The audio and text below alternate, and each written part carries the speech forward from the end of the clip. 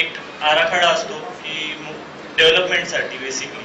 तर डेव्हलपमेंटच्या अंडर काय काय येतं की आपल्या नुसतं राहण्याच्या गोष्टी नाही तर ट्रेड, कॉमर्स, त्याच्याबरोबर आपला वॉटर सप्लाय, इन्फ्रास्ट्रक्चर, बाकी जे लागणारे गोष्टी असतात, रेल्वे स्टेशन, डिस्पेन्सरीज, मेडिकल फॅसिलिटीज वगैरे, ते सगळेही येतात. तर त्याच्या आधारावर या बेसिक नीड्सच्या सोबत एक डेव्हलपमेंट प्लॅन बनवला जातो. तो एक प्लॅन यासाठी असतो की त्याच्या पलीकडे काही डेव्हलपमेंट होऊ नये. एक ऑर्गनाइज डेव्हलपमेंटसाठी ते असतात आणि त्यालाच सपोर्टिंग एक डेव्हलपमेंट कंट्रोल रूल्स असतात. डेव्हलपमेंट कंट्रोल रूल्स हे यासाठी डेव्हलपमेंट प्लॅन बेसिकली एक मॅक्रो लेवलसाठी असतो, म्हणजे एक सिटीचं प्लॅनिंगसाठी असतं. बरेच डेव्हलपमेंट कंट्रोल रूल्स हे आपल्या इंडिव्हिज्युअल प्लॉट लेवलला असतात, क्लस्टर लेवलला हे प्लॅनिंगचे रूल्स असतात. सॉरी, तर हे डेव्हलपमेंट कंट्रोल टूल्स हे कशाला हवे आपल्याला? तर एक सस्टेनेबल डेव्हलपमेंटसाठी एक सिटीमध्ये असं नको व्हायला की सगळंच ग्रोथ आपली नॉर्थला गेली आहे आणि साऊथला काहीच नाही राहिलं. सगळीकडे इक्वल डिस्ट्रीब्युशन झालं पाहिजे. राहण्याच्या सोयी पण, कॉमर्स पण, म्हणजे एम्प्लॉयमेंट अपॉर्च्युनिटीज पण इझिली अवेलेबल होतील. सोबत आपल्याला इन्फ्रास्ट्रक्चर पण सगळीकडे अवेलेबल पाहिजे, म्हणजे एखादा माणूस आजारी पडला तर त्याला नॉर्थला पळायला नको किंवा साऊथला जायला नको. ते सगळीकडे इक्वली डिस्ट्रीब्यूट झाले पाहिजे. Regulate land uses. असं नको व्हायला की एकाच ठिकाणी आपण सगळं कमर्शियल हब करून ठेवलं आणि माणसाला एका कॉर्नर पासून दुसऱ्या कॉर्नरला जायला पाहिजे, जी आता सिच्युएशन होती, जी साऊथला आपण पळायचो सगळे जॉबसाठी. वेळेस आता हळूहळू सुधार होते, सिप्सला झालंय, BKCला झालंय, सो एक कमर्शियल हब्स होत झाले. सो एखादा माणूस जर सबबमध्ये राहतो तर त्याला नेसेसरी नाही की जॉब शोधायला त्याला साऊथलाच जायला पाहिजे, इथेही जॉब्स अवेलेबल होतात. To create interface between built and unbuilt spaces. एखाद्या नुसतंच आपण जर मुंबईचं आता बघायला गेलो तर नुसते टॉवर्स आणि बिल्डिंग्स दिसतात, वेअरएज त्याचं एक बॅलन्स पाहिजे की आपल्याला खेळण्याची मैदानं पण पाहिजेत, पार्क्स पाहिजेत, सिनेमा हॉल्स पाहिजेत. ह्या सगळ्या गोष्टी जे एंटरटेनमेंटच्या आहेत तेही हवे. तर त्याच्याबरोबर म्हणून तो एक इंटरफेस पाहिजे की एक बिल्ट एन्व्हायरमेंट आणि अनबिल्ट एन्व्हायरमेंट. मग growth of the city control करायला, म्हणजे सिटी अस्तव्यस्त पसरली नाही पाहिजे, त्याला एक दिशा पाहिजे, म्हणून हा डेव्हलपमेंट कंट्रोल रूल्स असतात. मग to estimate indicative investment requirement. म्हणजे आता एखादी मी प्लॉट घेतलाय तर त्याला रोड समोर कुठला आहे, तर माझ्या प्लॉटला भाव किती असेल, त्याला फ्युचर त्याची ग्रोथ काय असेल, हे सगळं पण आपल्या DPवरनं कळून येतं की माझ्या इन्व्हेस्टमेंटला काय व्हॅल्यू आहे आजच्या घडीला किंवा फ्युचरच्या घडीला. Land use policy. ह्या पॉलिसीज डिसाईड होतात की ज्यांनी आपली सेम DP साठी, डेव्हलपमेंट प्लॅनसाठी या पॉलिसीज डिसाईड होतात. तर त्यामध्ये कसं की anticipate development needs of an area. म्हणजे एखाद्या एरियामध्ये जो हॉस्पिटल्स कमी आहे, पोलीस स्टेशनची कमी आहे किंवा काही एंटरटेनमेंट झोन्स नाही आहेत, तर त्याची ते प्रोव्हाइड करणं हे बेसिकली काम DP मध्ये होतं. मग identify the development issues, identify opportunities for and constraints of the development. एखाद्या एरियाच्या जवळपास जर डेव्हलपमेंटसाठी काही नसतील, सुविधा नसतील, काही कॉमर्सच्या सुविधा नसतील, तर ते जवळ आणणं. जसं की BKC आता जवळ आणलेलं आहे, म्हणून माणसांना एम्प्लॉयमेंटच्या ऑपॉर्च्युनिटी जवळ झालेल्या आहेत. Identify areas which are suitable, unsuitable for different types of development. Make proposals for the way in which the area should develop over time. म्हणजे एखाद्या एरियासाठी आता जर मला एखादं स्टेडियम बांधायचं आहे, तर त्या स्टेडियमचं त्या एरियामध्ये समजा गजबजाटीचा एरिया असेल तर तिथे ते ॲडिशनल अजून मी स्टेडियम बांधून अजून क्राऊड तिथे खेचणं हे बरोबर नाही. तर त्याचा पण एक आपल्याला स्टडी करावा लागतो, ज्याच्या अनुसार त्या स्टडीच्या अनुसार हे रिझर्वेशन्स किंवा असं काही काही गोष्टी तिथे प्रोव्हाइड केल्या जातात. मग plans are also prepared for the areas which are already experiencing significant development pressures. म्हणजे आता तिथे गर्दी ऑलरेडी आहे, म्हणजे फॉर एक्झाम्पल धारावी सारखा एरिया जिथे ऑलरेडी एवढं डेव्हलपमेंट झालेली आहे, बट देन ती डेव्हलपमेंट ऑर्गनाइज डेव्हलपमेंट नाही आहे. बट त्याच्यासाठी पण प्लॅन करायला पाहिजे, त्या लोकांसाठी पण चांगलं सुविधा झाली पाहिजे.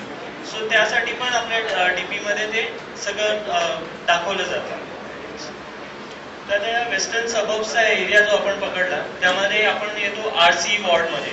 तर RC वॉर्डच्या अनुसार हे डीपीचे भाग केलेले आहेत. तर तुम्ही जर वेबसाईटवर जाल तर जेव्हा हा मॅप दिसेल तर तुम्हाला ऑटोमॅटिकली कळेल तुमचा RC वॉर्ड आहे. तर त्या हिशोबाने तुम्हाला कुठल्या नंबरची शीट चेक करायची. जर तुम्हाला गोराईचा एरिया जर चेक करायचा आहे तर 57, 62 हे तुमचे डीपीज झाले. त्याच्या हिशोबाने तुम्ही तुमचे सोसायटीचे ओव्हरलॅप्स बघू शकता की आता नवीन काय आलेलं आहे, नवीन डीपी मध्ये काय आलंय, जुन्या डीपी मध्ये काय होतं. आता सेंट्रल वॉर्डच्या बाउंड्रीज, आता नवीन डीपीच्या अनुसार बाउंड्रीज ह्याच्यामध्ये काय काय आहे.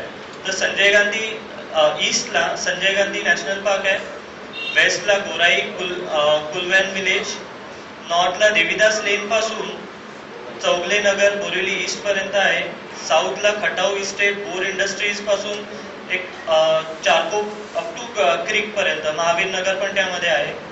तर या साधारणतः पॉप्युलेशन याचं आपलं 6,81,377 आहे. रेल्वे स्टेशन आपलं एक आहे जे बोरिवली आहे. म्हणजे ही आपल्याला आपला जो वॉर्ड येतो ते डिमार्केट करायला हे अशा प्रकारचे डीपी प्लॅन्स असतात जे की तुम्हाला वेबसाईटवर अवेलेबल असतील.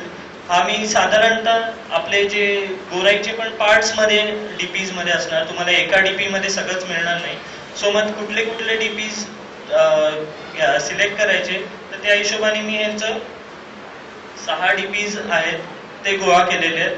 ते राईट फ्रॉम 57 पासून 59 अँड 62 पासून 64 पर्यंत ते डीपीज आहेत, ज्याच्यामध्ये तुम्हाला टोटल गोराई एरिया, बोरिवलीतले कोणी राहणारे असतील तर बोरिवलीतलं पण बघू शकतात त्यामध्ये, आणि अप टिल नॅशनल पार्क पर्यंत त्या डीपीजचं आपल्याला बघता येते.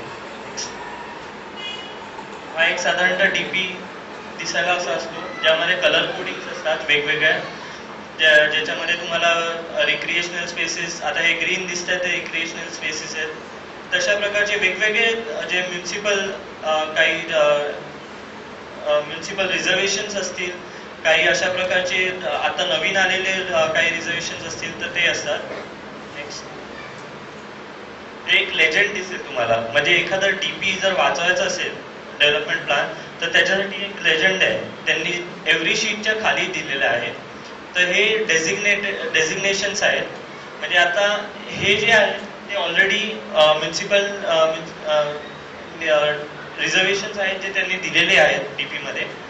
त्याच्यानुसार एज्युकेशनसाठी आहेत तर ते रेड मध्ये आहेत, रेड विथ क्रॉस लाईन्स आहेत त्याच्यावरती. त्यामध्ये एज्युकेशन्स मध्ये येतं की म्युन्सिपल स्कूल्स किंवा primary schools, special schools, colleges वगैरे हे सगळं म्युन्सिपल एज्युकेशन मध्ये येतं, ते रेड मध्ये असणार. मग हेल्थसाठी जे आहे ते पिंक ऑरेंज मध्ये आहेत, त्याच्यामध्ये क्रॉस लाईन्स असणार. हे कलर्सचे तुम्हाला मॅप्स वरती दिसतील. सो त्यावरनं तुम्हाला आयडेंटिफाय करता येतील की कुठले रिझर्वेशन्स कुठले आहेत. तर हेल्थचं आहे ते पिंक मध्ये आहे, ओपन स्पेसेस जे आहेत ते ग्रीन मध्ये आहेत आणि ग्रीनला हॅच आडव्या लाईन्स आहेत. नंतर आहे हाऊसिंग, त्याच्यासाठी येल्लो कलरचा पॅच आहे, येल्लो कलरच्या पॅच वरती क्रॉस लाईन्स आहेत. हाऊसिंग मध्ये येतात municipal staff quarters, police staff quarters, government staff quarters, BSc staff quarters and rehabilitation and resettlement. या सगळ्या म्युन्सिपलच्या सगळे आहेत, म्युन्सिपल रिझर्वेशन्स आहेत. मग तसंच पब्लिक युटिलिटी अँड फॅसिलिटीज, हे म्युन्सिपल याच्यामध्ये काय काय येतात तर त्यामध्ये येतं fire stations, fuel stations, police चौकीज, करेक्शन फॅसिलिटीज, कोर्ट्स वगैरे हे सगळे आपल्याला पिंक कलर मध्ये दिसतील with cross lines. Then blue colour मध्ये आणि क्रॉस लाईन्स मध्ये म्युन्सिपल ऑफिसेस दिसतील. बेबी पिंक कलर मध्ये आणि क्रॉस लाईन्स मध्ये आपल्याला सोशल अम्युनिटीज जे की म्युन्सिपालिटीकडनं आपल्याला अवेलेबल करून दिलेले आहेत, जे की municipal retail market, wholesale market, मग old age homes, welfare centre, असे लायब्ररीज, सिनेमा थिएटर्स वगैरे असे जे काही रिझर्वेशन्स आहेत ते पिंक कलरच्या पॅच मध्ये आणि त्याला क्रॉस लाईन्स असतील. मग त्यानंतर आहेत म्युन्सिपल सर्व्हिसेस, म्हणजे रोड डेपो, म्युन्सिपल चौकी, मग municipal central store, municipal laboratories, हे सगळे रिझर्वेशन्स तुम्हाला ब्ल्यू कलरच्या हॅचमध्ये दिसतील. मग प्रायमरी ऍक्टिव्हिटीज जे असतील ते ब्राऊन कलरच्या हॅचमध्ये दिसतील, म्हणजे जे फिशिंग आणि ड्राययार्ड, जे की कोळी लोकांचं हे आहे, ते त्या ऍक्टिव्हिटीज कुठे कुठे चालतात तर ते वेगळ्या कलरमध्ये त्याचं कोडिंग असतं. मग सोबत डेअरी प्रोडक्ट्स, कॅटल वगैरे ते कुठे चालतं. मग ट्रान्सपोर्टेशनची एक आहे, ट्रान्सपोर्टेशनचं आपल्याला पर्पल कलरच्या पॅच मध्ये दिसेल. सोबत त्याच्यावर त्याचे हॅच लाईन्स आहेत, आडव्या लाईन्स आहेत त्याच्यावरती, जे की ट्रक टर्मिनल किंवा BST बस डेपोज कुठे असतील, प्रपोज डेपोज असतील, वॉटर ट्रान्सपोर्ट टर्मिनल कुठे असतील, जेट्टीज कुठे आहेत, हे सगळं आपल्याला त्या कलरमध्ये दिसून येतं. मग अम्युनिटी प्लॉट जो असतो तो आपल्याला पिंक कलर, लाईट पिंक कलरच्या पॅच मध्ये दिसतो, विथ आडव्या लाईन्स असतात त्याला. आता हे जे आहेत हे सगळे रिझर्वेशन्स आहेत जे की आपल्या नवीन DPs मध्ये आढळतील. ह्या सगळ्या रिझर्वेशन्स बेसिकली नवीन आल्यामुळे तुम्हाला जेव्हा सजेशन्स ऑब्जेक्शन्स तुम्ही घालाल तर त्यामध्ये हे समजा आपल्या प्लॉट्स मध्ये वगैरे असतील तर ते आपल्याला जर बाजूला हलवायचे किंवा शिफ्ट करून घ्यायचे तर ते हे खूप इम्पॉर्टंट आहेत. हे नवीन आलेले रिझर्वेशन्स असतील ते एज्युकेशनच्या point of view red colour असतील, ज्यात स्कूल वगैरे येतील. मग हेल्थच्या हिशोबाने मॅटर्निटी हॉस्पिटल, डिस्पेन्सरीज वगैरे असतील, जे की तुम्हाला ऑरेंज कलर मध्ये दिसतील. ओपन स्पेसेसचे ग्रीन असतील. देन हाऊसिंगचं असतील ते परत येलो मध्ये असतील. तेही सगळं पोलीस स्टाफ क्वार्टर्स वगैरे जे काय ते नवीन असतील. सो आपल्याला जेव्हा सजेशन्स ऑब्जेक्शन्सला जायचं आहे तेव्हा हे चेक करायचं की ते नवीन आहेत की जुने ठेवलेले आहेत, तर ते आपल्याला क्रॉस चेक करावं लागेल नवीन आणि जुन्या DP मध्ये. सिमिलरली जे आता ॲज पर जुन्या रेकॉर्ड्सच्या हिशोबाने लँड यूज झोन्स जे आहेत त्याच्यामध्ये लँड यूज झोन्स म्हणजे RC लिहिलेलं असेल तर रेसिडेन्शियल कमर्शियल असेल, CR लिहिलं असेल तर कमर्शियल रेसिडेन्शियल, I असेल तर इंडस्ट्रियल, NA असेल तर नॅचरल. ओके. सो हे सगळे आपल्याला डिमार्केशन्स असतील जे की लेजेंड मध्ये मिळतील आणि त्याचप्रमाणे तुम्ही रीड करू शकता.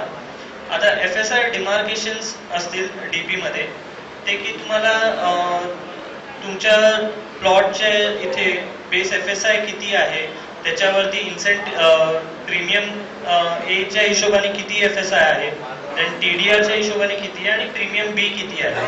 तर हे सगळे डिमार्केशन्स तुम्हाला वेगवेगळ्या कलर्स मध्ये दिसतील. सोबतच आता प्रपोज रोड, समजा प्रपोज रोड आपल्या साईट मधनं जातोय, एक्झिस्टिंग रोड आहे तर त्याचप्रमाणे प्रपोज रोड जातोय तर त्याच्यावरती ऑब्जेक्शन्स वगैरे असतील तर तेही आपल्याला करता येईल. तर त्याचे डिमार्केशन्स पण आपल्याला या लेजंड मध्ये दिसतील. सिमिलर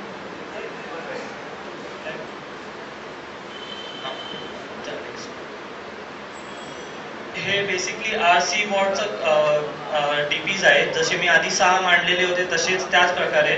तर हे आपल्याला FSI पॉइंट ऑफ व्ह्यूनी रीड करता येतील त्या कलर कोडिंग्स मध्ये.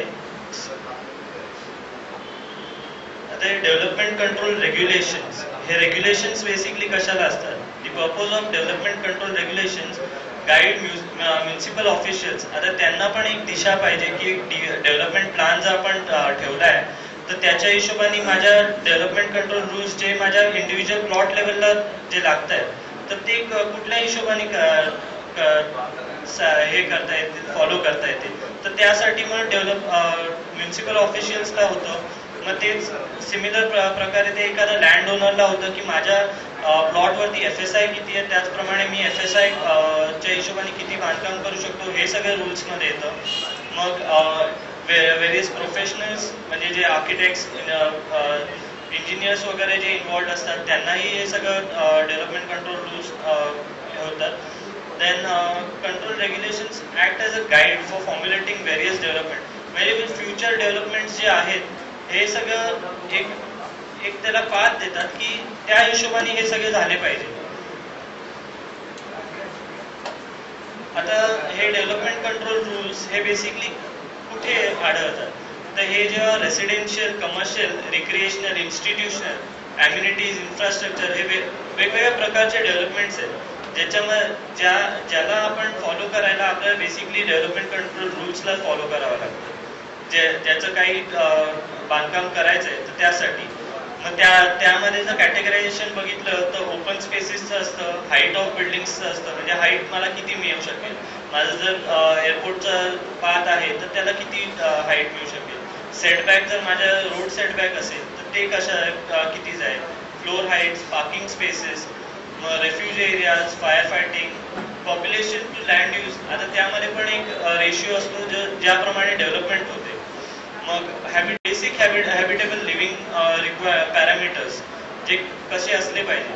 अँड देन अदर डेव्हलपमेंट्समध्ये such as SRA, MHADA, PAB, cess building आणि हेरिटेज प्रॉपर्टी या सगळ्यांसाठी पण डेव्हलपमेंट कंट्रोल रूल्स असतात. आता डेव्हलपमेंट कंट्रोल रूल्समध्ये FSI हा फॅक्टर असतो जो की सगळ्यांचा आवडता विषय आहे. तो FSI त्याचं डेफिनेशन, तर बेसिक त्याचं डेफिनेशन असं आहे की total space index is equals to total covered area of all floors. म्हणजे जेवढं बांधकाम असेल वरती, जेवढं बांधकाम केलं divided by the gross plot area. म्हणजे टोटल तुमचा प्लॉट किती आहे त्याच्या आणि तुमचं बांधकाम किती आहे त्याचं हे रिलेशन असतं. तर ते व्हेरी होतं वेगवेगळ्या स्कीम्सच्या अनुसार. आता FSI झोनिंग हे तुम्हाला सगळं DP मध्ये दिसून येईल. नवीन DP मध्ये तर हे सगळंच आहे की बेस FSI किती आहे, मग FSI by payment premium A किती आहे जो की 70% असतो, आणि FSI युटिलायझिंग TDR आपल्याला मार्केट भावाने घ्यावा लागतो आणि तोच आपल्या प्लॉटवरती लोड करावा लागतो. FSI by payment of premium B तो 0.50 असतो जो की 100% of the ready reckoner rate लागतो. सो त्या हिशोबाने FSI झोनिंग असतं जे की आपल्या DP मध्ये दिसेल. हे तेच आहे प्रीमियमचं कसं कॅल्क्युलेशन आहे. 70% for ready reckoner of ready reckoner rate for premium A आणि 100% फॉर प्रीमियम B.